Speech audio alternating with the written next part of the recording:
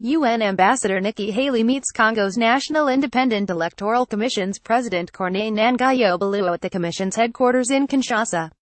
Tutondele MiankenAFPGetty images Kinshasa, Congo. UN Ambassador Nikki Haley on Friday demanded that this authoritarian nation hold delayed national elections next year, saying continued international backing for a nation that hosts the largest United Nations peacekeeping mission is at stake.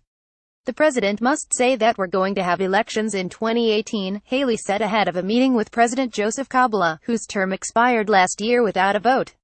We will not support with funding, resources, anything, if the calendar does not specifically specify no later than 2018 for these elections to happen. It was one of the strongest messages yet from the United States to the leader of this nominal democracy plagued by political repression and where corruption and the detention of journalists is commonplace. This is not a democracy unless the people's voices are heard, Haley said. We will not support, we will not condone, elections being put off any longer. She later met alone with Kabila at his palatial waterside compound, which includes an enormous statue of his assassinated father out front.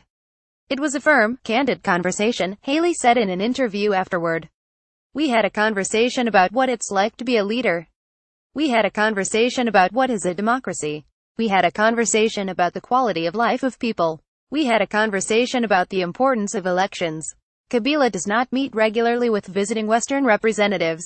The unexpectedly long 90-minute session with Haley was more notable because of her public warnings and criticism of a leader she partly blames for a searing humanitarian crisis she witnessed firsthand on Thursday.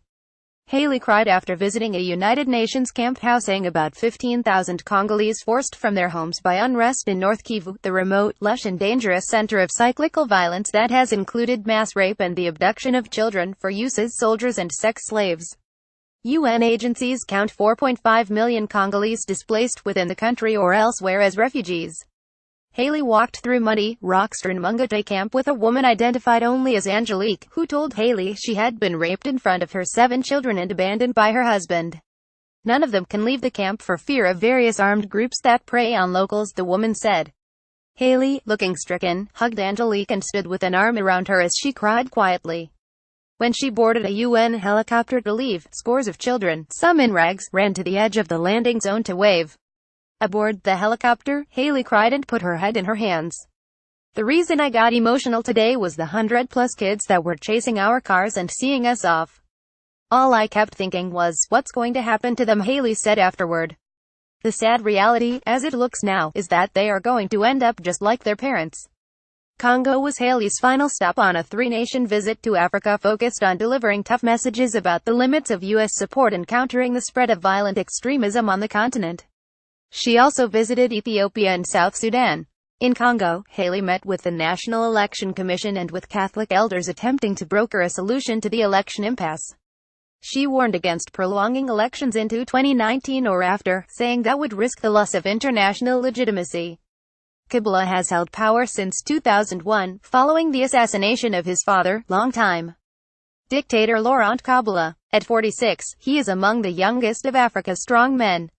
He blames election delays on problems with voter registration and poor security.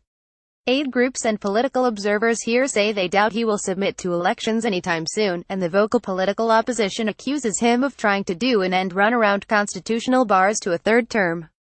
Congo government spokesman Lambert Mende said the government wants an election as soon as possible. It's not up to the government, nor to Ms. Haley, to organize the elections, Mende said in a statement, according to Reuters.